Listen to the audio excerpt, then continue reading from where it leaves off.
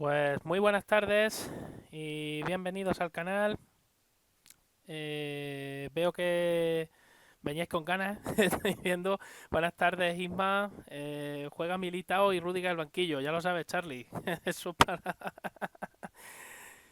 Zapa viendo las vueltecitas del Speedway. Buenas tardes. Eh, Oscar Daniel Cádiz, Howard Hughes, Howard Max, perdón. Buenas tardes, Zapa, también buenas tardes, que ya lo he dicho antes. Este fin de ya no hay Imola. Y, hombre, la verdad es que la decisión correcta. Yo estoy casi. Vamos, y Charlie seguramente lo corrobora. Estoy convencido de que creo que lo primero es lo primero. Y aquí en este caso concreto, pues lo mejor es dejar la Fórmula Uno a un lado ahora mismo. Lo que sí, a lo mejor que se puede discutir un poco es, pues eso, haber diseñado un calendario mejor para poder luego emplazar los grandes premios por si ocurre algo como lo que ha ocurrido este fin de semana, pues poder emplazarlo en otro momento. Eh, Paul GZ, buenas tardes. Buenas, Paul. Aquello es un desastre, sí, no, totalmente zapa, totalmente. Bueno, ya sabréis que como es Coches con Historia, es un episodio además de un coche histórico de hace, pues bueno, es un, un icono del motorsport, de realmente, pues tenía que traerme a, bueno, pues al amigo del canal, como siempre, al señor, un momentillo que os lo abro, al señor director de GPcast, don Charlie Farazal. Muy buenas tardes, Charlie, y bienvenido por el canal. ¿Qué tal, Jero? Muy buenas tardes. Ahora nos decís si se escucha bien, no se escucha bien, si se escucha alto, si se escucha bajo. Espero, señal me da. Otra cosa es que volvamos a lo mismo que volvamos a lo mismo de siempre. Así que ahora ya me vais diciendo por el chat. Mientras, Charlie, ¿qué tal? ¿Cómo va la...? Bien, estabas comentando esto de Imola. Yo creo de todas maneras, sin discutir, que creo que está bien cancelado, pero yo habría esperado. Primero porque prácticamente no está lloviendo a estas horas y vamos a tener hasta pues, unas 24 horas sin llover. Y aunque empiece a llover el viernes por la mañana, ya va a ser más normal, ¿no? La Sí, lluvia no va a ser tan salvaje. Entonces, a lo mejor se podía haber esperado. Es verdad que el problema es el río Santerno, bueno, que hay zonas del circuito que están por debajo del nivel del río. Entonces, claro, en cuanto se desborda, pues aquello se inunda, es lógico y normal. Pero bueno, yo creo que se podía haber esperado un poquito. Se podía haber esperado a mañana, a ver cómo amanecía mañana, cómo había bajado el agua y sobre sí. eso tal. Y si, Luego, si se había achicado agua también, me imagino. Si se puede claro, achicar, si... mm, ya no tanto de achicar, porque en eso sí que estoy de acuerdo, en que con los problemas que hay, hemos leído, creo que son 5 muertos, 16 Sí, desaparecidos. sí, está viendo O un sea, follón terrible. claro, ojo, que no es en Imola, Mm. que es la zona, o sea, La Emilia podemos decir Romagna, que vamos. es, claro, es como si estamos haciendo el circuito, la carrera no sé, en Valencia y hay inundaciones en el sur, en el norte de Alicante. Pues está cerca, pero no es la misma zona. Pero sí es verdad que bueno, pues todos los medios tienen que estar a lo que tienen que estar. O sea, lo primero es lo primero y ya está. Así que no. El problema de todo esto es eh, lo que llevamos leyendo toda la mañana de gente que ni siquiera está allí. Oye, perdona, o sea, ¿tú cuántas Sí. veces has estado en Imola Mm. y cuántos accesos hay? O sea, ¿has entrado por todos los accesos? ¿Te has dirigido al circuito por todos los accesos? Sí, has comprobado un poco el estado real Claro. del circuito. ¿Has aprovechado para hacerte parte de la Mille Miglia y subir al Paso Futa y a Raticosa y toda esa zona? No, ¿verdad? Entonces no tienes ni puñetera idea de dónde estás. Que yo lo entiendo, ¿eh? Que llegas muchas veces el viernes, ya te dije poner a currar, o el jueves por la noche, pero hay que intentar hacer un poquito de turismo de carreras de la zona. Sí, ¿No? sí, Y más sí. en esa zona, y Mm. más en esa zona, que tiene historia para aburrir. Entonces, claro, decías, oye, no, es que esta autopista aquí hay una balsa de agua. ¿Una balsa de agua qué? Una balsa de agua puede ser un sumidero que está atascado. Llegan los operarios, hacen risqui, risqui, risqui, y en 3 minutos ha hecho el agua. ¡Upa! Y ha desaparecido. Mira, Ah, nos dicen por aquí, dice Warrior, es que antes había entrado y nos dice que está a dos pantallas viendo también a PNZ, así que claro, yo le claro, agradezco que nos comparta con PNZ. exactamente, sí. Sí, sí, sí, sí, sí. Bueno, pues para no... A ver, No liarnos Lo de más. Imola es lo que es. Quiero decir, ya se suspende el Gran Premio este fin de semana. Yo creo que es casi imposible, ¿no? Meterlo en alguna fecha. Está muy difícil, ¿no? Meterlo No, ahora. No lo sé, es vamos. que, es que no Eh, es solo eso. Ya no es porque quizá la fecha pueda ser comerte una semana del descanso de verano, ya que has tenido ahora un mes mirándonos las manos, llevamos un sí, mes ahí diciendo, sí. uy, no hay Fórmula 1, ¿qué hacemos? Pues Quitarte a lo mejor un. podíamos meterlo en el descanso de verano. Sí, sí. Pero yo he visto un comunicado del, no sé si era el ACI, del Automóvil Club de Italia, que venía a decir que, es, que hasta 2026, que debe ser cuando les tocaba, o les tocaba en 2027 y entonces lo colocan en 2026, alguna cosa de estas. Así que puede que no tengamos Imola hasta dentro de 3 años. Apenas. Sergio estará contento en cualquier caso, pero yo no. A mí sí me da pena. Es un circuito a mí que me gusta mucho Sí, por eso, por personalmente. eso. Y bueno, ya está. Nos dice Warrior que, bueno, que las notas decían cancelación y Paul nos dice que parece ser que la Federación Italiana habla de que no se va a reubicar y... Sí, sí, es lo que estaba eh, diciendo, que hablan de 2026 ya claro, directamente. o sea que desgraciadamente, bueno, pues ya está. Es lo que hay. Es lo que hay, efectivamente. Bueno, vamos también de Italia hoy en el episodio. Y bueno, Charlie lo sabe porque ya lo hablé con él anteriormente. Vamos a hablar, voy a pasar ya a la siguiente pantalla.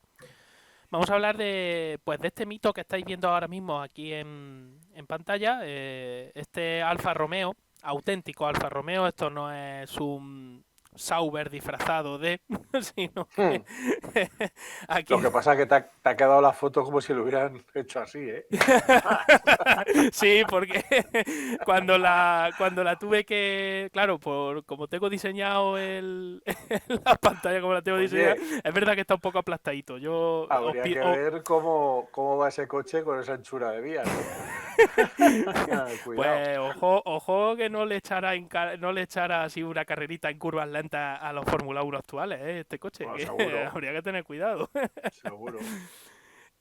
Bueno, como habéis visto en el directo, vamos, mejor dicho, en la presentación del directo, habéis visto que vamos a hablar del Alfa Romeo 158, también denominado Alfetta, un automóvil que fue diseñado a finales de los años 30, automóvil de gran premio, pero ojo al dato, Alfa para entonces tenía los automóviles para la categoría de 3.000 centímetros cúbicos, era el Alfa 308, un Alfa con un motor mucho más grande que el de nuestro protagonista.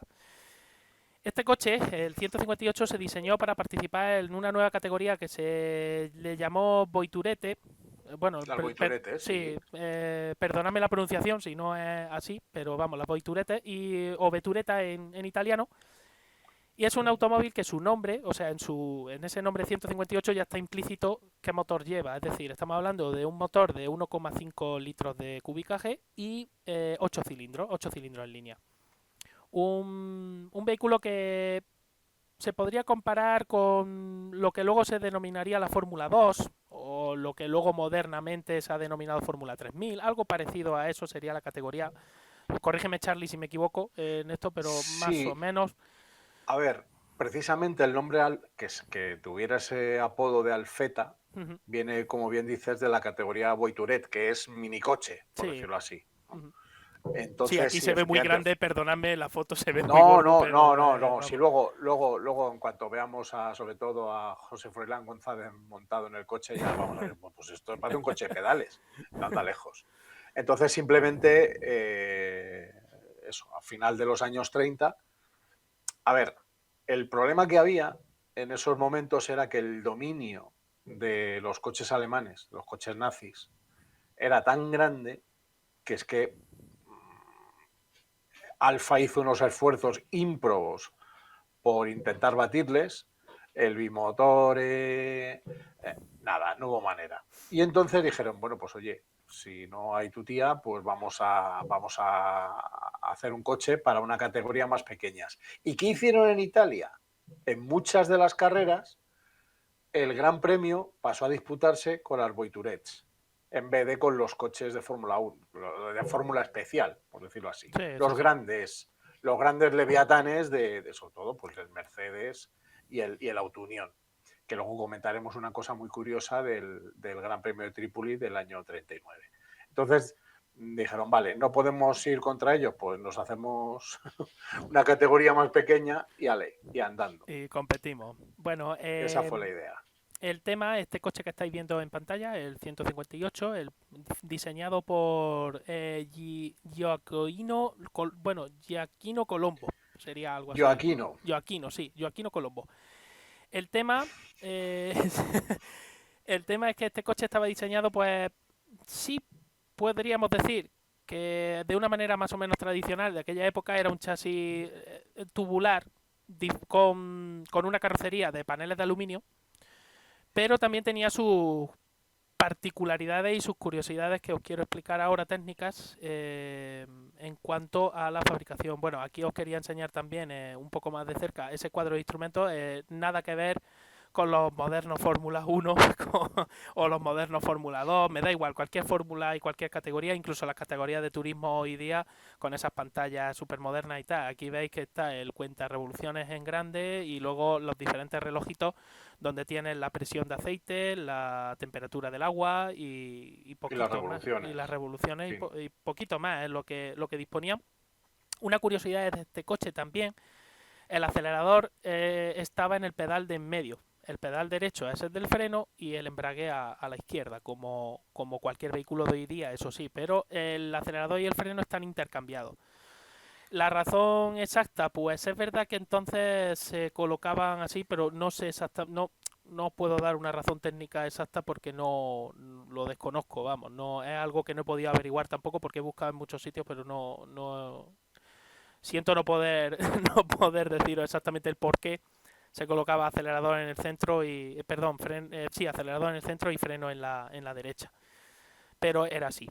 De hecho, seguramente hoy día tú le das a un piloto un coche de estos y, hombre, al principio tiene que costar mucho acostumbrarse a que el freno tienes que pisarlo con el pedal derecho y el acelerador en medio.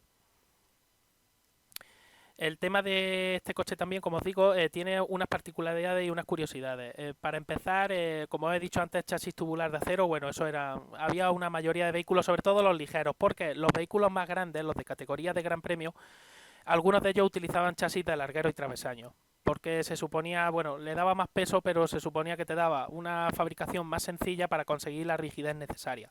Un chasis tubular siempre es algo un poco más complejo y que tienes que buscarle un poco más las triquiñuelas. En este caso concreto, como es un vehículo más pequeño, más pequeñito, pues tienes que aligerar un poco también el peso y por eso el chasis tubular.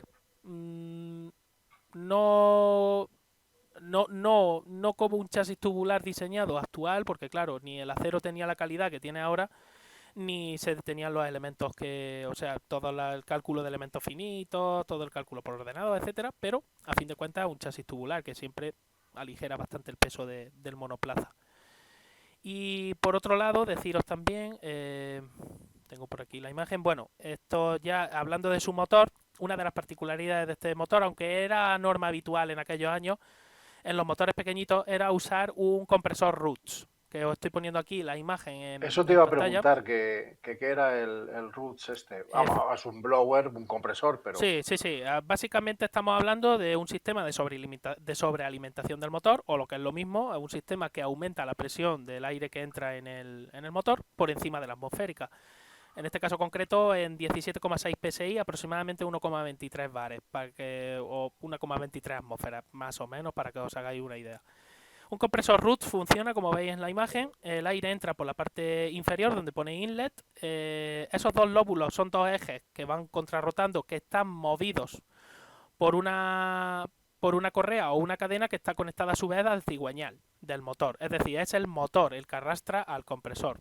Mm, la ventaja fundamental, ya os lo acabo de decir, si es el motor el que arrastra al compresor, desde ralentí prácticamente ya está empezando a comprimir bastante el aire. Desventaja, pues que le estamos robando vía rozamiento parte de la potencia al motor. Es decir, el motor al final tiene que arrastrar también, aparte de la transmisión y aparte de bomba de agua, bomba de aceite, que bueno, hoy día se supone que son arrastres totalmente insignificantes, pero en aquella época no era baladí el tema. Eh, lo que pierdes por arrastre lo ganas porque tienes impulso desde el principio. Y el tema es que el compresor, como veis, funciona mediante esos dos lóbulos que van girando, van contrarrotando sobre sí mismos, y lo que hace es que el aire entra por una cámara mayor, veis que está dibujada la cámara A, el aire luego pasaría a la cámara B, conforme va girando, se va haciendo cada vez pequeño y luego ya se impulsaría desde la C. Además de ganar presión, gana también algo de velocidad. A diferencia de en un turbo, que lo que se hace es ganar sobre todo velocidad. Al final la presión viene, es decir, cuando se habla de que un turbo comprime el aire, efectivamente es verdad que lo hace, pero el turbo centrífugo lo que hace es vía velocidad del aire. ¿En qué se traduce eso? En que cuando el aire entre en mi cilindro y se frene, será cuando genere realmente esa presión, no anteriormente. Sin embargo, en un compresor Roots ganas presión, porque el aire sale con mayor presión y sale también con algo más de velocidad, no lo mismo que en un turbo. Funcionan algo diferente en ese aspecto. Y luego, bueno, pues ya pasaría directamente a la salida. Aquí hay un pequeño expansor donde pone receiver. Básicamente, pues bueno, para conseguir, digamos que el aire no... para que gane un poquito de energía el aire a la salida de ese compresor Roots. Repito, es uno de los primeros, si no recuerdo mal, creo que es el primer compresor para sobrealimentación que se inventó en la historia. Si no recuerdo mal, creo que a finales del 19 o principios del 20, no lo he buscado ni no sé el dato seguro, pero debe de ser por ahí, por ahí. Y era una práctica habitual en coches de competición con motores pequeños usar pues un compresor pues, para ganar potencia. En el caso de este Alfa 158, como he dicho antes, era un 1500 con 8 cilindros en línea que erogaba alrededor de 200 caballos de potencia a 7000 revoluciones por minuto. Ojo con las revoluciones, que estamos hablando del año 37 y estamos hablando de un motorcito que ya giraba a 7000 revoluciones por minuto, que no es ninguna broma. Por otra parte, el motor tenía... bueno, esto ahora os lo voy a explicar por qué he puesto esta imagen. Mientras os voy explicando un poquito sobre su motor. El motor de 8 cilindros en línea, como he dicho, tenía doble árbol de levas en cabeza, que lo que significa básicamente es que tenemos un árbol de levas para accionar las válvulas de admisión y otro árbol de levas para accionar las válvulas de escape. Esto lo que hace sobre todo es ganar muchísimo en el llenado del cilindro. Lo hace mucho más eficiente al motor a la hora de llenar ese cilindro que en un motor que solo tenga un solo árbol de levas y que tengas que accionar con el mismo árbol válvula de escape y válvula de admisión. El bloque estaba fabricado en una fundición denominada Electron. Era una fundición también que se inventó, se patentó a principios del siglo XX y lo que estáis viendo son planchas de ese material. El Electron es una aleación de magnesio, la cual contiene normalmente aluminio como el principal aleante. En este caso el aluminio es el aleante, no es la base es magnesio. Y luego ya pues se le añaden otros elementos, como pueden ser el zinc, el cromo, el boro, etcétera, aleantes que le van dando capacidad mecánica y sobre todo un detalle, capacidad de conservar sus características mecánicas a pesar del aumento de temperatura. Y eso, junto con el peso de 1,8 gramos por centímetro cúbico, mucho menor que el del aluminio, lo hizo una aleación que fue muy usada en aquellos años 30 para fabricar, pues ahora veréis, os voy a enseñar hasta carrocerías de automóvil, como este Mercedes, el cual toda la carrocería está fabricada en ese material, en Electron. Y el tema es Eh, que era muy una, ligero, ¿sí? una cosa, Jero. Ahora que dices esto, el accidente de Le Mans del 55, uno de los problemas que hubo Uh -huh. fue que en el incendio del coche de Lebesgue, al llevar mucho magnesio, entiendo que llevaría esta aleación, ahora que lo dices, Sí, pues siempre se seguramente. habla de magnesio, se habla de magnesio. Ujú. Claro, al echarle agua, terminaron de Uf. preparar la mundial, por desconocimiento, claro. Sí, claro, no, eso es normal. En el caso concreto, ya digo, es una aleación, el electrón es una aleación de magnesio, es decir, el material base es magnesio. El magnesio, como bien sabes, es un material que el oxígeno el magnesio está, digamos que es muy electropositivo, el oxígeno es muy electronegativo y enseguida se oxida el magnesio en presencia del oxígeno. No necesita nada más que muy poquita energía para iniciar la reacción. Lo que sucede, pues eso, que en un incendio de esas características, echarle agua, pues lo que hace, como tú dices, por desconocimiento, claro, nadie quiere hacer arder nada más, ¿no? Todavía. Pero por desconocimiento, efectivamente, pues echarle agua es un error monumental, porque automáticamente en contacto con el agua el magnesio todavía es capaz de absorber aún más oxígeno y lo que hace es avivar el incendio. Ujú. Se popularizaron mucho este tipo de... vamos, el material, concretamente el electrón, ya digo, porque era un material que tenía una resistencia mecánica y térmica muy parecida a la del aluminio, a la hora de fabricar culatas y a la hora de fabricar eso, pues esta carrocería, etcétera. Era un material que tenía unas propiedades mecánicas incluso en algunos casos mejores que las del aluminio. Y luego sobre todo que tenía un peso mucho menor. Estamos hablando de 1,8 gramos por centímetro cúbico frente a los 2,8 de las aleaciones de aluminio, 2,70 y algo. Exactamente la cifra, pero ya digo. Y bueno, lo que pasa que eso, que el electrón era un material luego, por ejemplo, que para soldar daba muchísimos problemas, y que era difícil de maquinar y de trabajar. Muy peligroso, como has dicho antes, porque enseguida un pequeño incendio o una chispa o podía iniciar un problema. Entonces, al final se empezó a desechar, ¿no? Un poco. El cárter también estaba fabricado en Electron, como he dicho antes, y el cigüeñal de este motor estaba fabricado en un acero al cromo níquel, una práctica también habitual, porque los aceros aleados con cromo suelen... No es acero inoxidable, ojo, no es lo mismo. El acero inoxidable empieza, o se considera, mejor dicho, en la industria acero inoxidable por encima del 11% de cromo en su composición. En este caso concreto no es un acero que tenga más de un 11% de cromo, entonces no se puede considerar inoxidable per se, pero sí tiene ciertas características inoxidables. Y por el otro lado, el níquel lo que le da es mucha tenacidad, muchísima resistencia a la fractura.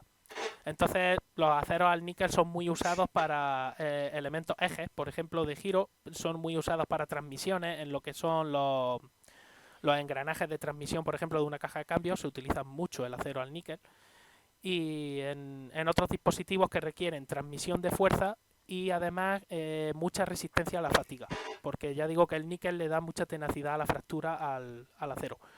Y en este caso concreto, bueno, pues ya digo, el cigüeñal del motor del Alfa Romeo era de acero al cromoníquel. Todo esto porque, bueno, el uso de Electron, tanto para el bloque como para la culata, el uso de acero cromoníquel para ese cigüeñal y el uso también de intentar reducir los pistones iba a decir a la mínima expresión, pero no sería correcto tampoco. El intentar reducir todo ese peso era pues para conseguir un motor de solo 165 kilos. Que os digo, por poneros en perspectiva, os puedo decir que un motor de 1500 centímetros cúbicos del año 2010, por ejemplo, de gasolina, en un coche de calle podía rondar perfectamente los 135 o 140 kilos, lo que es solo el bloque y la culata. En el caso de esta Voituret, pues estamos hablando de un motor de solo 165 kilos en los años 30. De nuevo, vuelvo a repetir, que hay que pensar la época en la que de la que estamos hablando. A mí, hombre, personalmente me parece que está muy bien, está realmente muy, muy bien. Por otra parte, como estoy enseñando aquí en esta radiografía, bueno, en este esquema, ¿no?, del Alfa Romeo, en este dibujo, las suspensiones delantera y trasera eran suspensiones típicamente rígidas. Esto es aquí hago un inciso porque yo sé que mucha gente ha leído en publicaciones, en redes sociales, en muchos sitios, cuando se habla de suspensiones de automóviles, se habla de suspensiones rígidas, de suspensiones semi-independientes y de suspensiones independientes. En ingeniería no existen las suspensiones semi-independientes. En el estudio de una suspensión en ingeniería existe la suspensión totalmente rígida o la suspensión independiente. No se tienen esa categoría de semi-independiente no se considera. Lo que sí ocurre es que dentro de las suspensiones rígidas hay suspensiones que son más rígidas y otras que lo son menos. O lo que es lo mismo, hay suspensiones que tienen cierto grado de libertad frente a otras que realmente es que no dejan nada, ¿no? Habitualmente, en los coches de esta época se utilizaban mucho los ejes rígidos tipo los de los todoterrenos, por ejemplo, un eje que une el diferencial junto con toda una pieza, como si fuera una pieza sólida, de la cual se une a las manguetas de la rueda, y eso a su vez se sujeta sobre unos elementos elásticos, en este caso ballestas, y con unos amortiguadores de fricción que se usaban mucho entonces. Ahora os explico un poquito también todo esto. Pero este coche concreto, Jero, sí, tenía las suspensiones, parte eran ballestas. sí, sí, sí, sí. De hecho era lo más habitual, usar como elemento Mm. elástico la ballesta. El muelle helicoidal empezaría a usarse habitualmente. Es decir, el muelle helicoidal se conocía de antes, de mucho antes, pero se empezó a usar luego en automóviles habitualmente bastante más tarde. Lo único que iba de la mano con el amortiguador. Claro, claro. El tema...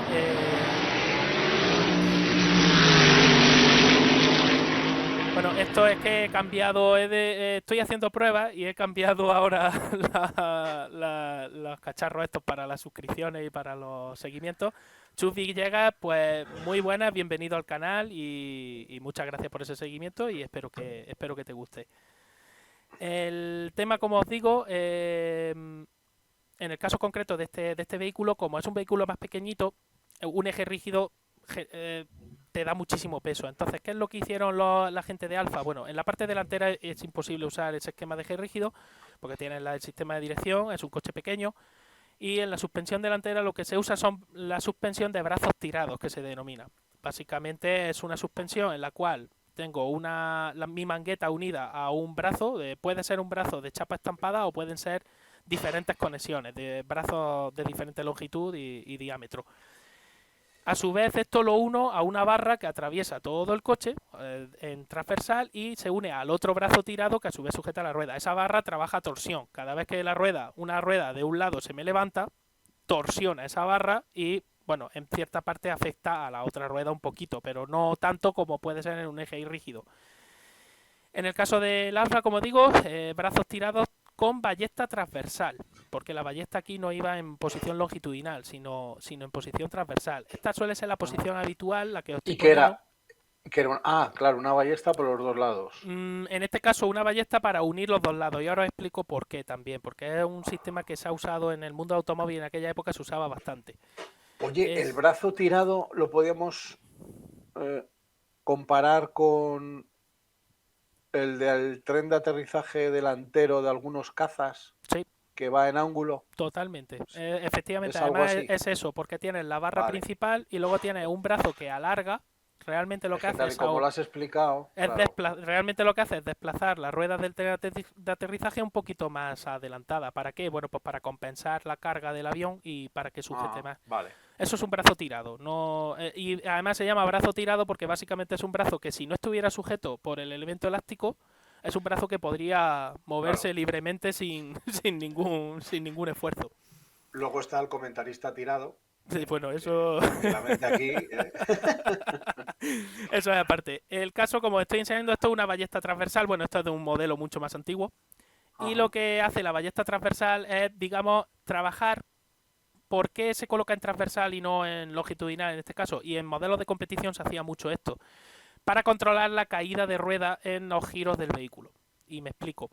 En los coches de los años 30, años 20, se usaba, como sabe Charlie, una caída de rueda positiva. Todo lo contrario que se usa actualmente, que las caídas de ruedas son totalmente negativas. La razón era por culpa de unos neumáticos muy duros que tenían que durar, yo no sé la de kilómetros que eso aguantaba, no tengo ni idea. Animalitos. pero, pero Eran los papás de los Pirelli de ahora. sí, sí, aguantaban fácilmente, pues seguramente varias carreras. Imagino que no eran solo para una carrera. El, el tema es que usaban camber positivo, perdón, porque les venía mejor para la direccionabilidad, para que la dirección fuera, claro, estamos hablando de coches sin dirección asistida, con unos volantes que eran enormes, De camión. que entonces digamos que ese camber positivo ayuda bastante al piloto a, a poder hacer los giros, a poder manejarse mejor.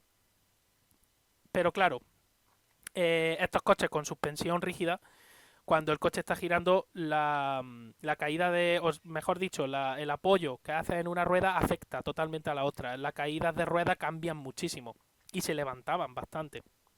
Entonces, para evitar eso, se colocaba la ballesta en transversal. El elemento elástico trabajaba, además de para absorber las irregularidades del terreno, que es para lo que, bueno, perdón, para absorber, no, mejor dicho, para mantener la rueda en el sitio, porque el que absorbe es el amortiguador. Ahora después os enseñaré también cómo eran los amortiguadores entonces.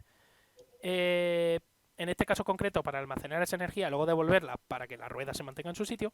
Pero si yo lo coloco transversal, consigo otra cosa, que cuando una de mis ruedas está muy cargada, la otra no cambia tanto su configuración de caída. Es decir, esto trabaja, además de a compresión, trabaja a torsión.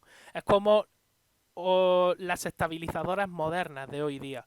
Lo único que ocurre es que las estabilizadoras trabajan mucho mejor que este sistema. Esto es un poco más rudimentario. Pero era una práctica habitual en aquellos años colocar ballesta transversal, incluso colocar ballestas longitudinales y luego colocarla transversal, para que así la caída de rueda no fuera no cambiara mucho. Y entonces el comportamiento del vehículo pues sea más o menos estable. Y esto que os enseño ahora es el famoso amortiguador de fricción que se usó durante muchísimos años antes de entrar ya a lo que eran los amortiguadores que conocemos hoy día, los amortiguadores de tubo que llevan su doble cámara o su simple cámara con hidráulico, con aceite hidráulico. Esto es un elemento que tiene dos brazos, como estáis viendo, y un elemento central circular en el cual contiene diferentes discos de fricción, como los discos de embrague, lo mismo exactamente que los discos de embrague. Y ese tornillo y esa tuerca son los que ajustan la dureza de ese amortiguador. Es decir, si yo aprieto ese tornillo, lo que haré es que sea más rígido. Si yo aflojo un poquito ese tornillo, pues el amortiguador será un poquito más blando. Uno de los brazos se ajusta al chasis del vehículo y el otro brazo se ajusta al brazo tirado, en este caso, de la suspensión. ¿Qué es lo que hace el amortiguador? Como todos los amortiguadores. Como mi ballesta va a estar todo el día rebotando, si la dejara trabajar sola, estaría todo el santo día rebotando. Entonces el amortiguador absorbe esos rebotes de la ballesta y mantiene el vehículo un poco más estable y por el sitio. Gracias a Dios esto se sustituyó luego por los amortiguadores hidráulicos que son mucho más regulables y más fácil y trabajan mucho mejor, más suave, porque esto se desajustaba cada nada, cada muy poco tiempo había que volver a ajustarlo porque al final terminaba por no amortiguar nada, absolutamente. Esto es el eje trasero de este coche. Esto es lo diré, un eje oscilante, es como se le denomina a este tipo de suspensión.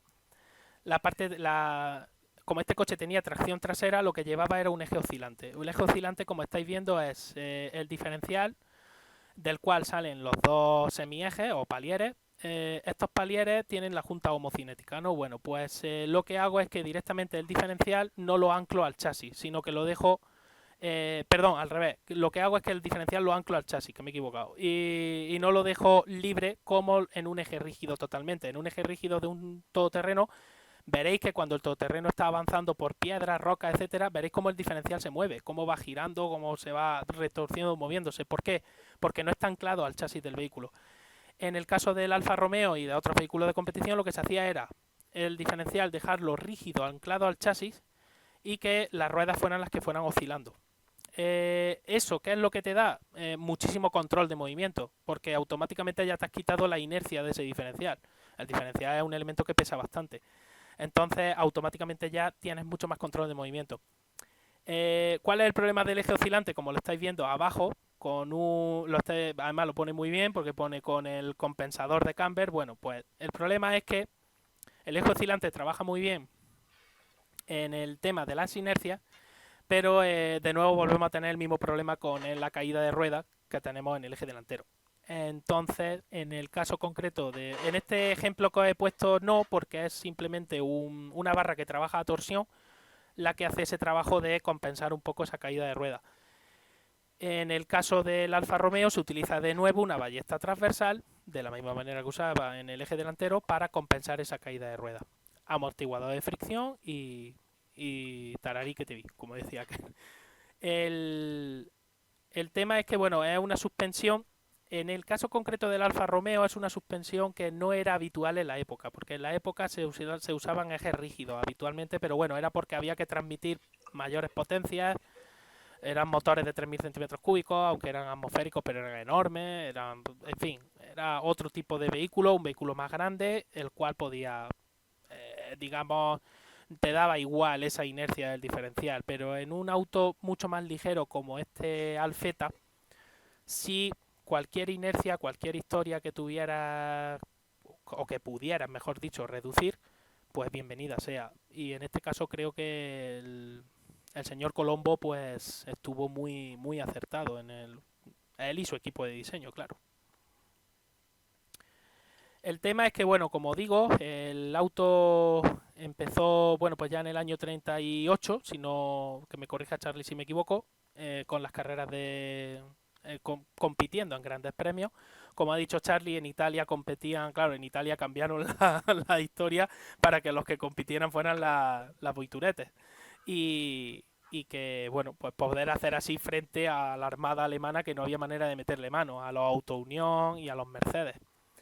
El 7 de agosto del 38 debutó el coche en la Copa Ciano, en Livorno. Y ganó Villoresi, que repitió victoria en la siguiente salida del coche, que fue el Gran Premio de Milán en Monza, Ujú. pues en las fechas de que ahora es el Gran Premio de Italia, el 11 de septiembre. Así que en un mes, sus dos primeras salidas, ganó. Hay que decir que el coche prácticamente de 41 grandes premios, ojo, no solo Fórmula 1, Gran Premio de Gran Premio. Perdona, Charlie, Hubo, que es que ha sí, entrado un seguidor nuevo, JMQ Nick. Pues ahí bienvenido al canal estamos. Vamos. y, y espero que te guste. Muchísimas gracias por el seguimiento. Decía que las carreras eran grandes premios. Entonces, cuando se instaura el Mundial de Fórmula 1 en el 50, se eligen digamos que los seis más importantes, ¿vale? Pero ese año 50, lógicamente, hubo muchísimos grandes premios más. Incluso algunos con tanta importancia como los que puntuaban para el Mundial. Pero bueno, esos fueron los elegidos. Y de esos 41 grandes premios que disputó el coche, ganaron 37. Solo sufrieron 4 derrotas, o sea que no está mal. Es verdad que los rivales, pues, en fin, pero bueno, también te habla de que el coche pues tenía cierta fiabilidad, ¿no? Y no se rompía. Sí, sí, sí. No, además ya digo que era un coche para la época. A mí personalmente, ahora que he estado buscando datos de este coche, me ha sorprendido bastante el Mm. diseño y la fabricación de este coche, porque realmente observando, sí, los alemanes es verdad que tenían también un diseño y una fabricación exquisitos, pero me ha sorprendido realmente este Alfetta. Mm. Iba a Y comentar luego también del año Ah, 39, ¿no, vale. Charlie? Antes de Sí, eso es lo que... que... Vamos a ver, teníamos el Gran Premio de la Lotería, lo que era el Gran Premio de Trípoli. Ujú, Y bueno, pues ese siempre se había hecho con las categorías, con la categoría máxima, ¿no?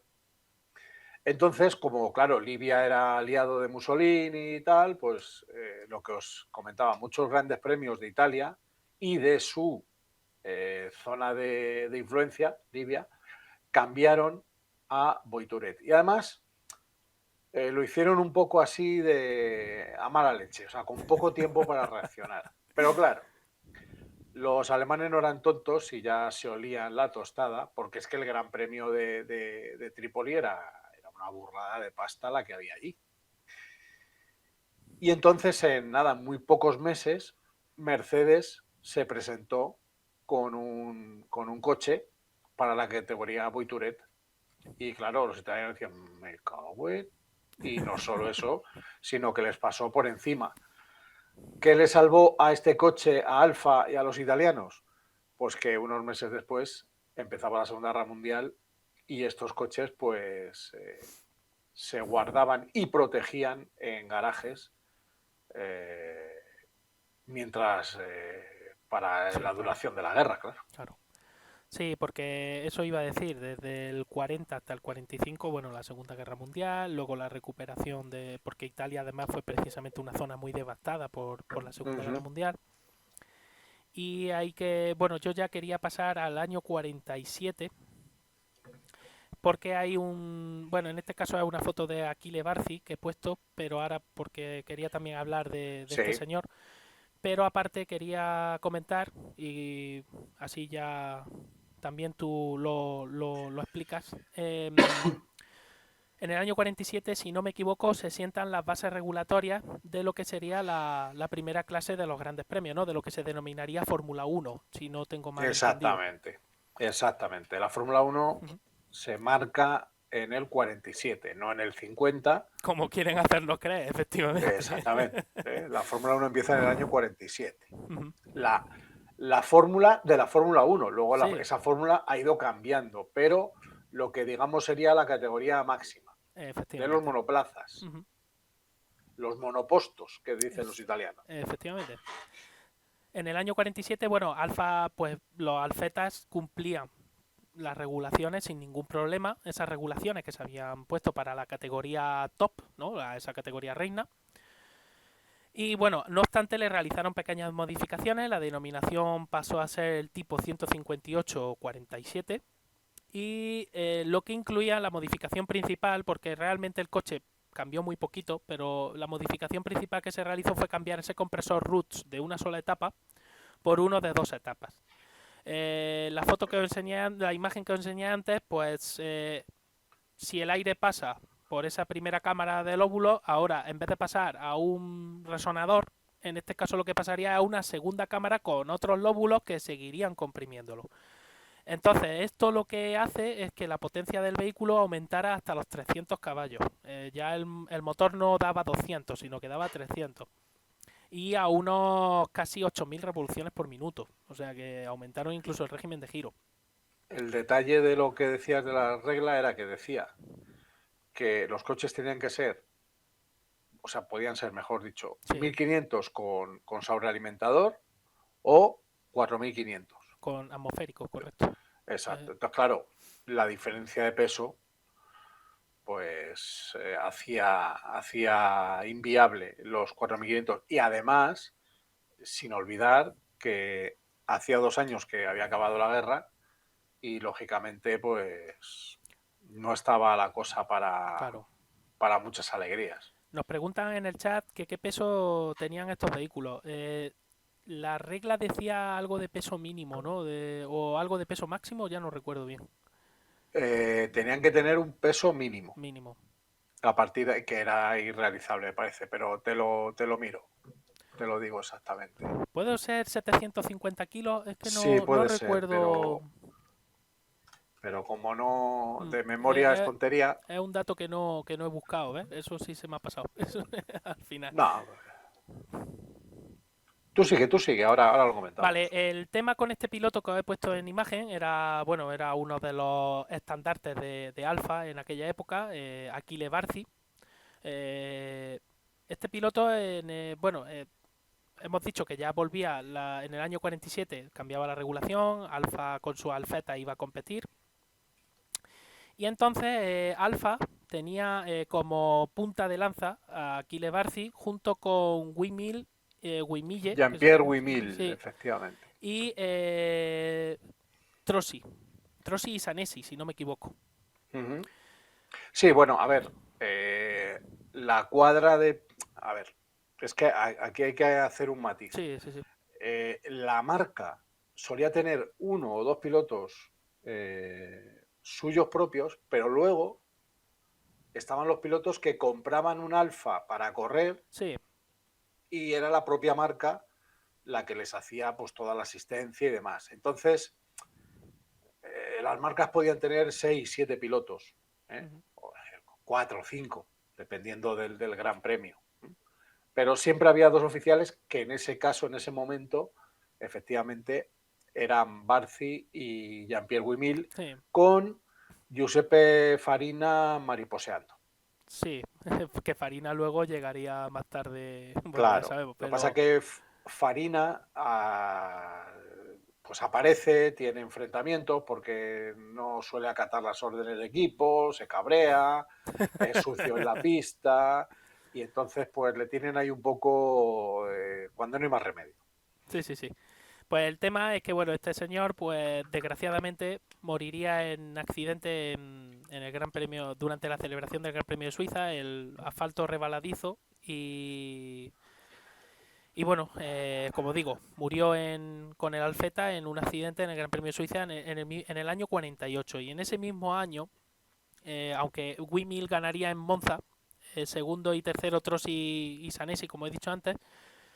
El tema es que tanto Wimil, que muere en un accidente en Sudamérica, como Trossi, que murió por culpa de un cáncer, es verdad que Alfa perdió de repente 3 pilotos Sí, en un periodo de tiempo relativamente corto. Wimil fue con un Sinca Gordini en Argentina. Ujú. Eh, Wimil había ganado 3 seguidas ese año 48, entre julio y septiembre. Había ganado en Francia, el Gran Premio de Francia, el Gran Premio de Italia y una especie de Gran Premio, otro Gran Premio de Italia, el Autódromo Grand Prix. Bueno, Ujú. en octubre, ya una prueba un poco tardía, pero bueno. Ujú. Y al principio de año, del 49, Ujú. pues se mató en Argentina. Era Sí, un pilotazo de mucho cuidado. Bueno, uno de esos tantos que pues, nos dejaron prematuramente sin terminar de lograr un palmarés y títulos sí. seguramente que se les habrían caído, ¿no? Pero bueno, así, una de las cosas de esta época y hacia adelante era mantenerse con vida. Eso era muy importante también. El arte de Claro, sobrevivir, básicamente. exactamente. No, no, es así, es así. Sí, Dentro de que parece un chascarrillo, pero era verdad. O sí, sí. sea, te quedabas Sí, en cualquier. hay que decir también, Charlie, que los pilotos entonces competían en varias categorías diferentes al mismo tiempo, porque solían estar, claro, a fin de cuentas, entiendo que grandes premios no habría tantos como, por ejemplo, hay hoy día y esa dedicación exclusiva, No, y pero no te creas tú que eran pocos, ¿no? que un piloto, pues mira, por ejemplo, vamos a buscar a el propio Wimil, ¿no? Ujú. Y a ver qué. En ese año 48, por ejemplo, a ver si está. Es que el problema es que estén todos los grandes premios. Claro, aquí están las victorias, que no nos valen. Pero bueno, Se me ha ido, antes se del me ha ido. Mundial lo que teníamos era el europeo, en los años 30, y el europeo tenía ya 6, 7 carreras, o sea, prácticamente como el Mundial. Entonces, bueno, es que es complicado encontrar ahora sí. Perdón que se me ha eh, perdido esto, que no sé lo que le había hecho. Vuelvo no otra pasa vez nada. al bueno de Aquile Barci. Ahí estamos. Y Barci, pues bueno, fue un accidente un poco tonto, Ujú. pero el coche volcó. De hecho, el coche, hay fotos del coche, el coche no tiene prácticamente nada más que un dañillo en el morro, Ujú. pero bueno, pues tuvo la mala suerte que en el vuelco pues le pilló, ya está. O sea, es que no tiene. Sí, recordar las medidas de seguridad entonces, pues básicamente brillaban por su ausencia. Sí, Además, lo estáis mira, viendo en la imagen, de hecho. O sea, no. mira, en el 46 Wimil corrió en 6 grandes premios, 47, 2, 4, 6, más, 2, 4, 6, 8, 9, Ujú. y en el 48 en 7. O sea que, bueno, eh, 6, 7, estamos hablando de, pues en la temporada, pues eso, uno por mes. Entre abril y octubre, uno por mes. que es lo que era la temporada, ¿no? Sí, y luego competir en Donde estaba la otra... chicha, Sí, donde estaba, porque claro, los pilotos grandes pues corrían en los principales, sí. claro, Ujú. que es donde estaba el dinero, porque al final todo el tema de ingresos, sí, los pilotos llegaban a acuerdos con los equipos. Algunos eran, bueno, yo te pago el viaje y te pago una prima de salida y un sueldo y ya está.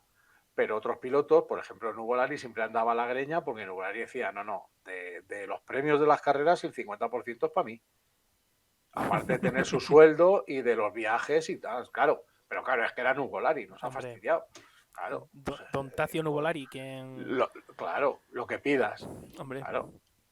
Entonces, bueno, pues simplemente eso, ¿no? que No por cierto, tiene. de Nuvolari se dice, no sé si es cierto, que es el padre un poco de la conducción moderna, entre comillas, Del drift, de lo. efectivamente. Sí, sí, no. Se dice es. Es. Sí, De hecho, lo cuenta Ferrari, Enzo Ferrari, lo cuenta lo contó, vamos, lo dejó contado, que la primera vez que se subió con él, hay un momento en que Ferrari está en Alfa, ujú. llega Nuvolari y se da una vuelta con él y claro, llega a una curva y dice, frenará. Hostias, que no frena. Hostias, este tío que no frena y de repente, ¡paga! Y de lado. Claro, se quedó. ¿Y este tío dónde ha salido? Que nos va a matar. ¿No? Claro, dice, no frena, no frena, no frena y de repente tiró, metió el morro al vértice y cuando empezó a deslizar la trasera, pues en fin, lo que ahora hacemos casi ya a poco que lo practiques un poco, que te sale solo, ¿no? Sí, sí, sí. Pues entonces, Por claro. cierto, También os digo que si lo probáis con un coche con el motor delante y la tracción trasera es infinitamente más fácil, ¿eh? También os lo digo. O sea, cuidado sí. con lo de ponerse a derrapar y a ir de lado, con los pesos atrás, todo y cosas de estas, ¿eh? Que os O, recuerdo el Dauphin, o intentarlo que al llevaba revés. claro, O que intentarlo llevaba al el revés. motor atrás y aquello era terrorífico porque, claro, la trasera tendía a adelantarte. De hecho, era conocido como el coche de las viudas porque era, como le perdieras, era incontrolable. O sea, no le Sí, sí. recuperabas. Pues volviendo al tema del alfa, que estamos, bueno, antes de seguir, yo recuerdo que tú hiciste un directo sobre, ¿no? Hiciste un sobre Nuvolari precisamente. Lo digo para la Sobre que, Barci, yo creo que hicimos algo sobre. No sé si lo hicimos sobre los dos o al hablar hmm, de. Al hablar de Barci, lógicamente va de la mano con Nuvolari, porque es una de las grandes rivalidades. sí, yo Pero aquí, sí, sí. aquí prácticamente quería pasar muy por encima de pilotos porque realmente de lo que quería hablar era sobre todo del coche. Pero es verdad que en el canal de YouTube de Charlie, a toda la gente que está ahí, que Ujú. si no lo habéis visto os lo recomiendo porque yo lo vi en su momento, el de Nuvolari, y a mí me encantó personalmente, pero sobre todo porque descubres la enorme diferencia que hay entre la vida que llevaba esta gente y el piloto profesional de hoy día, ¿no? Que, claro, Exactamente. Mira, tengo lo del peso, es que como no estaba seguro, hasta el año 60 no hubo limitación, quiero decir. o sea, ¿Cuál era la limitación? Vale, ¿tú qué quieres poner? ¿Un motor de 4 litros y medio? Ponlo.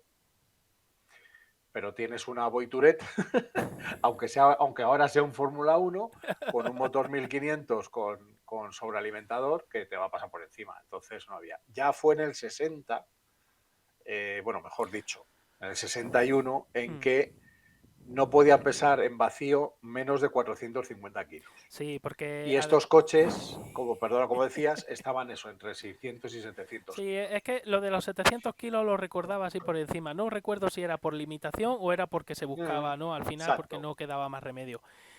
Lo de los 60 tiene WhatsApp porque como la federación puso los famosos motores 1500 centímetros cúbicos atmosféricos, claro, las potencias bajaron de una manera exagerada. Claro. ¿Y qué hicieron los ingenieros? Pues hacer micromachín. Básicamente eran cochecitos que no eran súper pequeños. Yo creo que no ha habido Fórmulas 1 más pequeños que los de aquellos Sí. años, seguramente. El tema, como digo, bueno, pues como acabamos de decir antes, es verdad que se mueren tres pilotos a Alfa en el plazo ese muy corto, ¿no? En un periodo corto de tiempo, en pocos meses, y Alfa decide en el 49 pues no participar en esta categoría la máxima categoría, ¿no? De Gran Premio. Y ya hay que retrotraerse al... Bueno, estas imágenes son del Gran Premio de Monza del año 48, que ganó ese que os he dicho antes, que ganó Giacomo era, ¿no? El nombre de Wimil. ¿Cómo? Jean-Pierre Wimil. Jean-Pierre, perdón, eso, Jean-Pierre Wimil.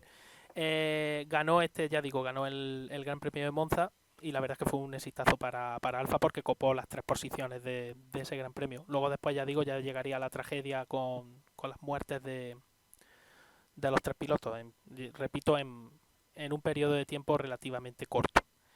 Hay ya que irse al año 50, cuando Alfa vuelve a la competición. Estas imágenes ya son del Gran Premio de Silverstone de aquel año, del 1950, y aquí se presenta con los...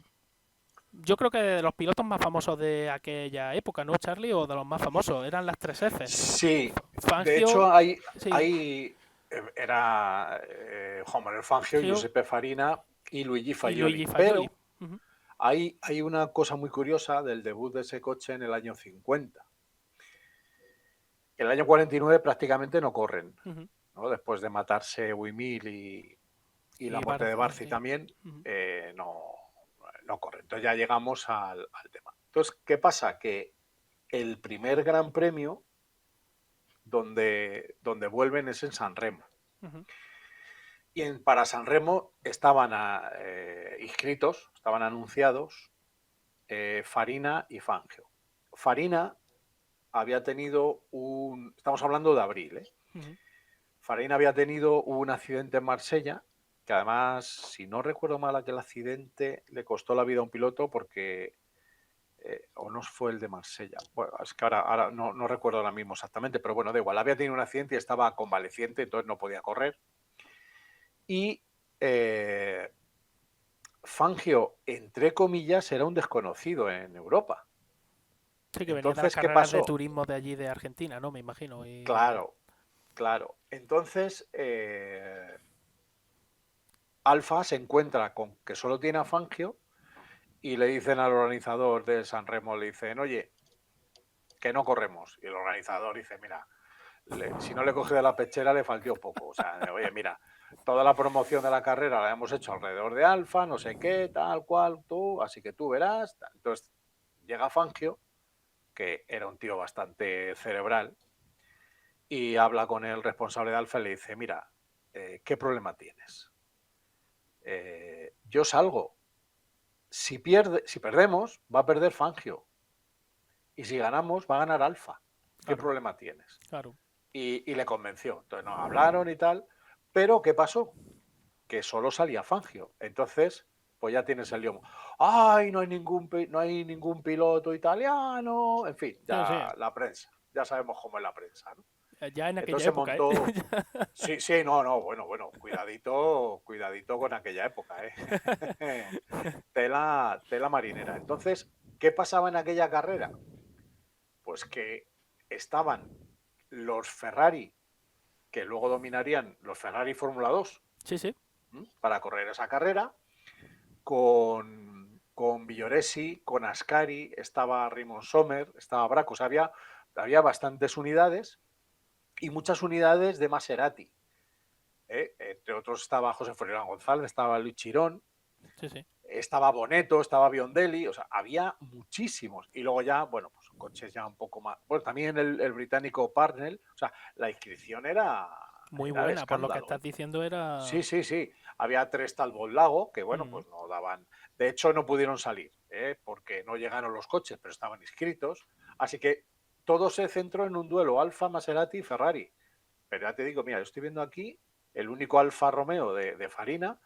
1, 2, 3, 4, 5, 6, 7 Ferraris, 2, 4, 6, 8, 10 y 11 Maseratis. Que sí, que muchos privados, sí, sí. pero bueno, A fin de estamos hablando cuentas, sí, sí. de 20 coches, Ujú. ¿vale? Bueno, pues claro, Alfa cuando vio el tema dijo, uy, mejor plegamos. Y fue cuando lo dijo Fangio.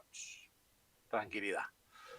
Usted no se preocupe, que yo salgo a la carrera y ya está. Si pierdo, pues he perdido yo. Y si gano, pues gana Alfa.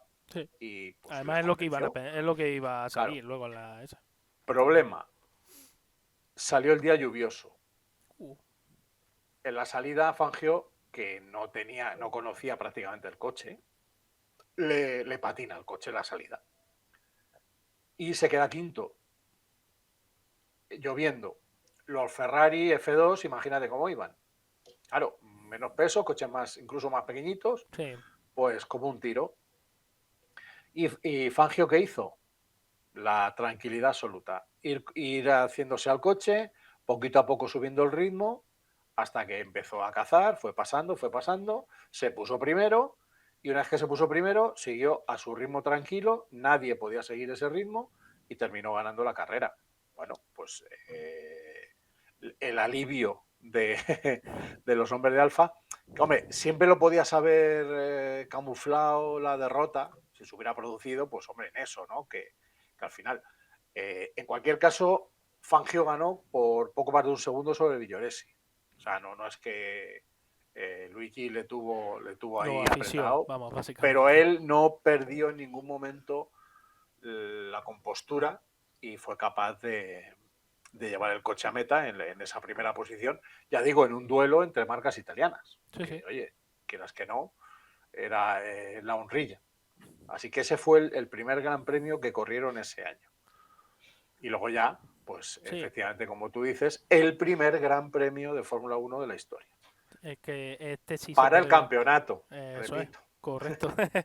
Pues regresó de nuevo, claro, como es lógico y normal, al Feta. Además era un coche, como ya estáis escuchando y habéis visto, un coche muy competitivo en su época. En este caso, de nuevo, volvieron a potenciarlo un poquito, sacaron otros 50 caballitos más para esta temporada, 350 caballos ya. Y bueno, gana. Corrieron 11 grandes premios ese año, Jero, el coche. O sea, Sí, sí. el Alfeta apareció en 11 grandes premios.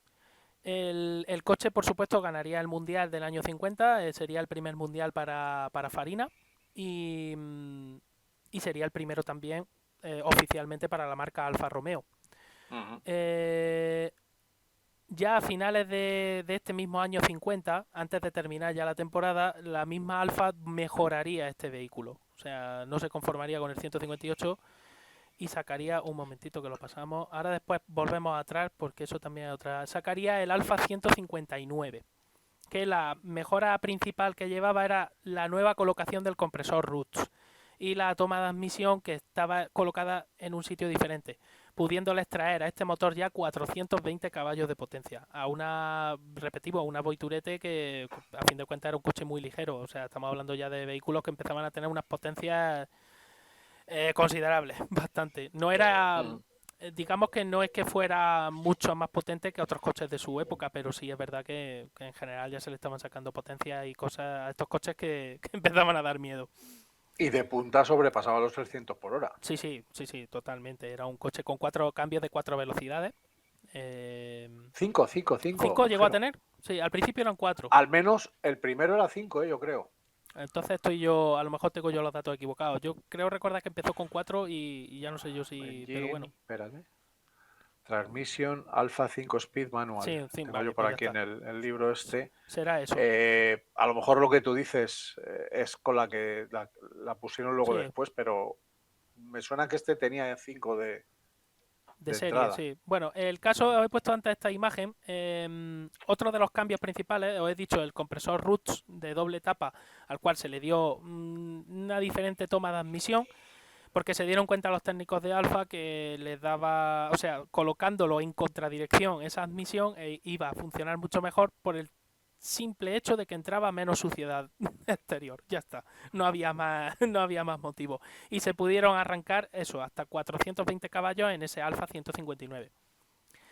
Esto es una suspensión de brazo oscilante como la que os he enseñado antes, lo mismo, la suspensión swing axle, que se llama en inglés. Pero en este caso tiene una particularidad. Veis que el diferencial, esto es porque esta suspensión está concretamente de la que os voy a hablar, que es un eje de Dion que se llama por el señor El Conde de Dion. que lo patentó, efectivamente. Es de finales del siglo Grandes XIX. triciclos de la historia. Este señor lo patentó a finales del siglo XIX y es una suspensión que ha estado vigente en el mundo del automóvil hasta prácticamente nuestros días. Porque es una suspensión que es un esquema bastante sencillo, pero es un esquema que funciona realmente muy muy bien. Tenemos la misma suspensión de brazo oscilante. Recordad, como he contado antes, que para corregir las caídas de las ruedas traseras, bueno, pues había que utilizar una ballesta transversal, había que utilizar algún elemento, una barra de torsión transversal, ¿no? Para compensar un poquito esas caídas.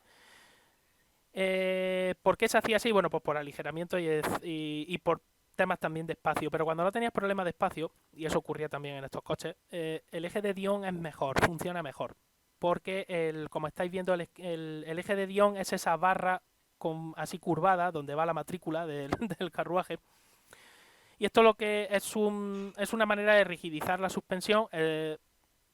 Tiene el inconveniente de que una suspensión que es casi independiente la vuelve a hacer rígida, pero tiene la enorme ventaja, ya digo, de ese control de movimientos de las ruedas.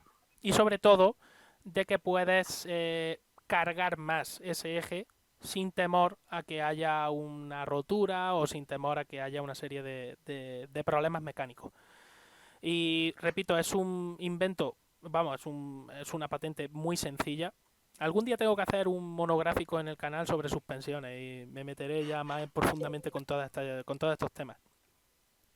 Y, y esta foto que os ponía es que este Alfa usaba en el eje trasero un eje de ¿Un de Dion. Dion? De Dion. No fastidies. Sí, señor. Joder. Y funcionaba a las mil maravillas en circuito porque le daba la suficiente rigidez como para que, sabiendo arreglar bien este coche era súper ágil. Estamos hablando de un vehículo de motor delantero con tracción delantera, era este, ¿no? Si no recuerdo mal, o estoy yo equivocado a lo mejor.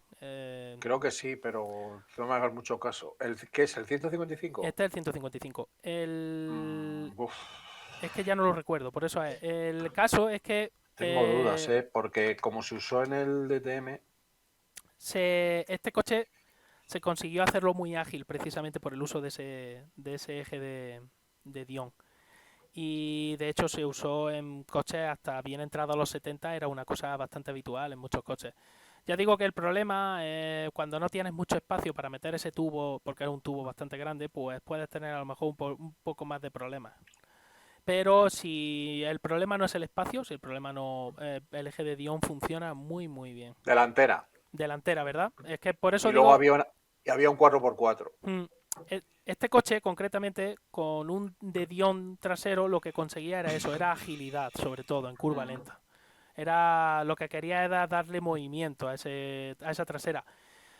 También una conducción un poco particular porque ya digo que el piloto tiene que, o sea, hay que saber arreglar el auto para que vaya bien, pero si lo arreglaban bien era un coche que era muy muy ágil, muy muy ágil, precisamente por eso, por la inclusión de ese de Dion trasero.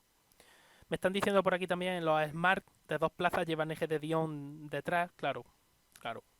Además, ya digo que eso le da la suficiente rigidez a la suspensión para que no tengas ningún problema con las cargas que le vayas a poner. Y además reduce de nuevo lo mismo, como el diferencial está anclado al chasis, esa inercia ya la has quitado de en medio. Esa masa pasa a ser masa suspendida, ya no es masa no suspendida. Por lo tanto, ya te has quitado inercia de masas no suspendidas. Entonces, en ese caso son muchas ventajas. Luego el inconveniente, pues eso, la comodidad de marcha no es la misma que la que te otorga una suspensión multibrazo independiente, como tienen la mayoría de berlinas en la calle modernas, por ejemplo, e incluso algún compacto premium también colocaba esa suspensión multibrazo. Aunque tengo que decir ahí, hay mucha gente que normalmente se deja llevar por los folletos comerciales, ¿no? Y es verdad, porque observo muchas veces que la gente te dice, no, no, mi coche es que va mejor porque yo sé que lleva una multibrazo trasera. Y tu coche va peor porque tu coche lleva una suspensión de brazos tirados con eje torsional. Claro. Bueno, eso habría que comprobarlo realmente. ¿Por qué? Y Porque mi coche eléctrico tiene 500 kilómetros de autonomía. efectivamente. Que te Eh, sigan engañando. Efectivamente, si por muy bien que yo regle una suspensión de eje torsional y o una multibrazo, si yo arreglo muy bien las dos y las diseño muy bien, efectivamente la multibrazo controla mucho mejor todos los movimientos de esa rueda, ¿no? Y la geometría. Pero es que no siempre es así. A veces yo sé de coches que llevan multibrazo trasera y no voy a decir que sean malos, porque no es mala, pero son coches que en cuanto los metes un poquito en, digamos, en conducción de circuito, cantan la gallina, vamos, totalmente. Y sin Mm, embargo, coches con eje torsional, que a priori deberían de ser más incómodos y deberían de ser más, sobre todo más bruscos, ¿no? A la hora de las reacciones. Y son coches que están muy bien reglados y muy bien puestos a punto. Y sin Oye, embargo Ger, una no. cosa, es que nos está comentando Blueberry Sí, que el 75 tenía tracción trasera. Y la yo Transaxe trasera, sí, lo estoy leyendo. todo lo que estoy mirando, tengo aquí el 2000 Twin Spark, Ujú. tracción delantera. Y lo que sí que había era un 4x4, pero, o sea, que Mm, no, que no te lo pongo en duda, pero no lo sé, no lo sé. Realmente yo lo. estoy mirando y no, no, no, no, me suena. Es que además me sonaba, pero lo que pasa es que hoy no, por algo el DTM, como corría el DTM, que igual al final le Sí, sí, hicieron alguna ñapa, pero yo estoy mirando y yo veo que era un coche de delantera, no sé. sí, sí. Cilindrada, potencia, ancho, batalla, peso. Cilindrada, no, aquí no dice No lo la sé, transmisión. ya digo que no lo he buscado, pero vamos, que es cuestión de buscarlo y buscar la información. A lo mejor hay Sí, alguna. sí, no, no. Es que, joder, me ha sorprendido por eso, ¿no? Porque Hmm, es que lo he mirado y es que he ido directo y, plas, delantera, porque es que me sonaba que era delantera a pesar de, no, de la... Sin embargo, mira, aquí el 75600 IE sí que pone que es trasera. pues puede ser ese al que se refiere. A ver si es que lo hicieron de todo, delantera, trasera, 4x4, con orugas. Solo le Joder. faltó con seis ruedas, ese tipo de Sí, sí. invento. Bueno, con orugas. Eh, ¿Qué más quieres? ¿Eh? pues volviendo, que ya nos hemos desviado muchísimo, volviendo al. Dice, Ah, antes nombrasteis al 155. sí, Ay, estábamos vale, hablando, vale, sí, puede ser eso. Puede ser tenía eso, hasta un vale, buzo vale. V8, sí, sí, eso sí lo He recuerdo. confundido yo el modelo, vale, vale. Ok. El tema del 159, como digo, bueno, pues colocaron el de Dion detrás, pues para darle, ya digo, un mayor asentamiento a esa trasera. Y de hecho lo consiguieron. El coche era todavía más, era algo más estable, ¿no? De lo que era el 158. Y como, bueno, este coche, el 159, ganaría también el Mundial del año 1951, ya sería el primero de Fangio. Y sería el último Mundial de Alfa Romeo como fabricante en Fórmula 1, porque bueno, ahora sí, se llama Alfa Romeo el equipo, pero ya Mm. sabemos lo que es. Eh, Y como curiosidad comentaros que también me leí en la página eso lo leí en la página de Technical F1, que el funcionamiento de este motor, ya cuando les trajeron los 420 caballos, el motor se volvió muy gastón. Es un tema que suele ser recurrente, sobre todo en motores que utilizan compresor volumétrico, más incluso que en los motores turbo. Turbo, sí. Eh, Vosotros, bueno, esto lo explico rápido. Sabéis que en los motores, en la mezcla perfecta de gasolina y aire es la estequiométrica, que son 14,7 partes de aire por una de gasolina. Si yo estoy introduciendo, en vez de, vamos a poner el ejemplo, si yo estoy introduciendo medio litro de aire, si ese medio litro corresponde a 14,7 partes, yo necesito una parte de gasolina para poder combustionarlo todo bien. Si yo introduzco un litro de aire, ya no me vale con una parte de gasolina, ya necesito dos partes de gasolina para combustionar correctamente, para que el motor no se ahogue.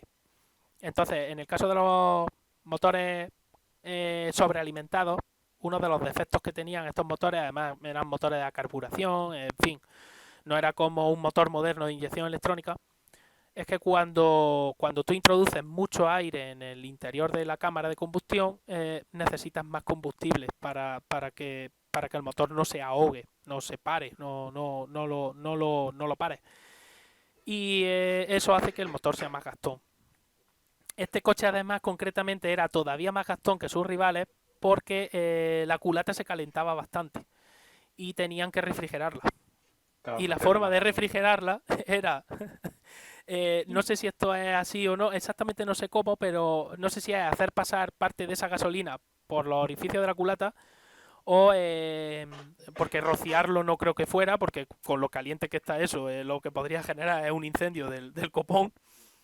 Y utilizar esa misma gasolina, o sea, esa gasolina sin quemar, utilizarla para enfriar esa culata del motor y por lo menos rebajar un poco la Mira, temperatura. Entonces, claro, estás gastando todavía más combustible del que gastaría en condiciones normales. Al final, eso era una de las desventajas principales que tenía este coche con respecto a sus rivales, al a Ferrari de ver, Fórmula 2 y a ese... te hago una comparativa que es demoledora. Los Talbot Lago Ujú. consumían 30-31 litros a los 100. Sí, sí, Vale. La Alfeta consumía, agárrate, 190 litros a los 100. tú verás, tú verás. De hecho, la victoria de Silverstone, la primera de Ferrari en el Mundial, Ujú. la que gana José Froilán González, Sí, sí, sí. eh, Alfa no gana esa carrera, como había ganado otras, porque tanto Farina como Fangio tienen que parar 2 veces a repostar. Y por eso gana. Luego ya, Ferrari haciendo cosas de Ferrari, antes del Gran Premio de España, decidieron con Ascari que tenían que cambiar la medida de las ruedas. Creo que fueron, no de la rueda de la goma, sino de la llanta, ¿vale? Y al cambiar la llanta, pues la cagaron. Si Tú hubieran verás. seguido con la llanta, que les había ido bien todo el año, pero Ferrari desde el primer día haciendo cosas de Ferrari. O sea, no es lo de Ferrari un desastre, no es de ahora, es de toda la vida, ¿vale? Pero Corrígeme, bueno, corrígeme si me equivoco, Charlie, ¿cuándo fue? ¿En el 83 o en el 85? Cuando cambiaron los turbos triple K por los Garrett o al revés, o Garrett por triple K, no recuerdo uff, ahora bien. pues debió ser el 85, porque el Sí, 83 no les fue del todo mal, no, dentro de sería lo el que cabe. 85. Es que recuerdo Será el que 85. iban bien, bueno, estaban compitiendo y de repente les entró la vena Sí, sí. y f- No, pues le convencería al señor Ferrari, el señor de la marca, y le dijo, oye, que te doy tanta pasta. Y dijo, uy, qué bien, porque es así, sí, sí, sí. así funciona. Así que se les escapó esa victoria por ello. No pasó nada, porque al final Fangio, un poco por los pelos ya, Ujú. consiguió ganar el título en Pedralbes, Sí, en la sí. última carrera. Sí, en este caso Te voy a decir sí, exactamente qué fue el cambio que hizo Ferrari, porque es sí. que, o sea, lo he contado 1000 veces, pero hoy no me sale. Que no sabes si era la llanta o era... Creo que es la llanta, igual de 19 a 17, no sé, creo que eran de 19 entonces, Sí, eran pero grandes, no, las llantas eran bastante... sí, sí, no me acuerdo bien. Por, Entonces cier- tengo por que, cierto, tengo que buscarlo porque lo tengo. neumáticos Pirelli Stella Bianca. Si queréis buscarlo, Eh, eso. neumáticos fabricados con algodón. Tenían telas de algodón. Entonces, Sí, el canvas, lo que sí, se sí. llamaba por eso vamos a ver, por eso se dice lo de dejar los neumáticos en las lonas. Sí, sí, sí, totalmente. Y una Vamos a goma, ver. la goma exterior, lo que es la banda de rodadura, ya veis, acanalada, porque claro, los circuitos entonces, la mayoría sería tierra, si había algo de asfalto, pues sería de coña, para buscar agarre y además de hecho eso lo estuvimos hablando en el monográfico que hicimos sobre neumáticos. Ujú. Por cierto, no lo he dicho antes, pero bueno, es obvio, los frenos de estos coches eran de tambor. De tambor, sí. Más que Eh, frenar, bueno, sueltaban un poco. De frenar. reducían un poco la velocidad pues, para que el Sí. piloto pudiera hacerse con, con el control. También la mayoría de los circuitos no exigían, No, no, eran curvas no de había amplio radio. frenadas brutales. A pesar de esos 300 por hora, Sí, los circuitos eran en muchos medias de 200 por hora mínimo, ¿eh? O sea sí, que. sí. Pues el tema, como digo, bueno, pues como están poniendo aquí en el chat, 190 litros, pues sí, efectivamente, esta Voituret era pequeña para todo excepto para el consumo, que ahí tragaba lo mismo que un camión de gasolina americano. A ver, Ferrari decidió usar ruedas de max sección, pero con menos diámetro de De llanta. llanta. O sea, redujo la llanta y aumentó. Joder, lo hizo todo. Eso, cargaron más gasolina, se las comieron. Muy Les buena, obligó a Truby. parar y les obligó a parar más veces. Y eso les hundió. Joder, qué desastre. Claro, pues llevas todo el año bien y ahora justo en la última carrera decir, pues nada, pues jugándote el título, ¿eh? No, Pues nada, pues, pues este coche, ya digo, fue el último Alfa campeón del mundo y, o no, se podría considerar, ¿no? El último Alfa campeón del mundo de la categoría de Fórmula sí, sí, 1. sí, no, claro. Vamos, de hecho lo es. Y aquí terminaría andadura de Alfa, porque en el 52 las reglas, o sea, ya se había previsto el cambio reglamentario. De hecho, Ferrari tenía el coche perfecto para el año 52, Que ya estaba que corriendo ya en el estaba 51. corriendo en el 51, que era el Ferrari de Fórmula 2, como ha dicho Charlie. Y en el 50, que es la carrera que hemos comentado antes. Efectivamente, y ese coche era, o sea, el reglamento parecía que estaba hecho a medida, era un traje a medida para el A Ferrari. ver, sí, pero hay que explicar un poco No, sí, sí, claro, no. por qué muere Alfa Romeo a nivel de competición. O Hmm, sea,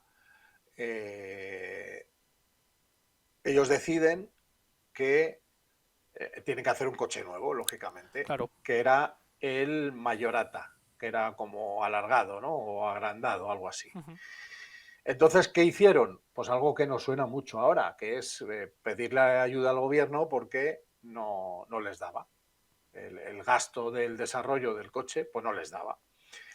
El gobierno les dijo que tararique te vi Que verde la han segado. Que y, verde la... y el desarrollo del Alfa Romeo 160, que iba a tener 2,5 litros de cilindrada, Ujú. pues ahí quedó. Y eso fue lo que provocó al caerse Alfa Romeo y con otros equipos teniendo problemas, fue lo que hizo que la Fórmula 1 se corriera con las normas de la Fórmula 2 en el año 52 y en el año 53. Eso te iba a preguntar, porque luego 54 ya volvió otra vez, ¿no? Exacto, para el 54 Mm, ya que era se otra vez de hizo nuevo la misma norma, ¿no? 1500 sobrealimentado o 3000 o 4500. quizá 3.000 3000 ya para atmosférico. entonces. Mm, Sí, espérate porque mm. es que esto es lo típico que te lo preparas cuando toca, cuando vas a hacer algo, pero de cabeza podemos acertar de chiripa y no mola, Sí, no claro, mola. claro. Mejor decirlo claramente cómo fue. Lo que pasa que esto, lo de siempre, macho. Vas a mirar, espera un momento. La Wikipedia de España es una puta mierda. La inglesa está un poquito mejor y luego sobre todo No, la... infinitamente Sí, mejor. y Fin. la... Y ya lo que es páginas como Fórmula One, Technical y... Sí, nada. 2,5 litros para los aspirados Ajá. Sí, normales seguían siendo 2,5 litros. y 750 centímetros Ah, eso cúbicos era, con sí. compresor. Y, de nuevo, sin límite de peso, porque no, Sí, no, no, no al ya lugar, hemos claro. dicho, Mm, claro. Y luego este coche tuvo un último hurra, ¿no? Como dicen los ingleses, un ajá. último hooray, en el Grand Prix de Merano, en el año Merano con M, no de verano, el año 53 con Fangio. Fue la última victoria del coche que, como digo, ganó 37 de las 41 carreras en las que entró, en las Que que se no, inscribió. no, no está nada mal, tampoco. Nada. Decimos Nada mal. del MP4 o decimos de los Sí, últimos sí. Mercedes y eso, pero este coche también. Como récord es espectacular, Es sin más, duda alguna. os recuerdo, hemos estado hablando de este coche y pensar, este coche se diseñó y se fabricó en el 37 y su andadura competitiva acabó en el, bueno, 51. 51, sí, porque tuvo Pero el... es verdad, o Mm, sea, es así, pero claro, no hay que sí, no, olvidar claro, que la Segunda Guerra Mundial, entre otras cosas, barrió todos los avances que sobre todo habían logrado los coches alemanes, todo eso desapareció del mapa. ujú, más la recuperación que no dejaba de ser lenta, pues tampoco daba para lo que decía antes, para alegrías, pues oye, lo que había por ahí era con lo que había que correr.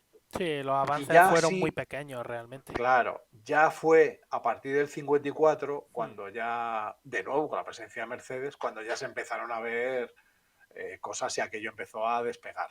Sí, sí. Pero, pero estos primeros años pues fueron un poco de, uff, quieto, parado, quieto, virgencita, virgencita. Sí, realmente, si lo piensas fríamente, estos primeros años fueron de ir tirando con lo que había disponible. Claro, claro. Básicamente era, pues eso, reaprovechar todo lo que tenían anterior.